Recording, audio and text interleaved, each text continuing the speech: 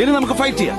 നിന്നോട് ഞാൻ ഫൈറ്റ് ചെയ്യും, നിന്റെ കൂടെ ഉള്ള എല്ലാവരോടും ഫൈറ്റ് ചെയ്യും, എല്ലാവരോടും ഫൈറ്റ് ചെയ്യും, മുഴുവൻ ഗ്രാമത്തോട് ഫൈറ്റ് ചെയ്യും എന്റെ മീനയ്ക്ക് വേണ്ടി. Because I love her. എനിക്കിഷ്ടായിട്ട് നിന്നെ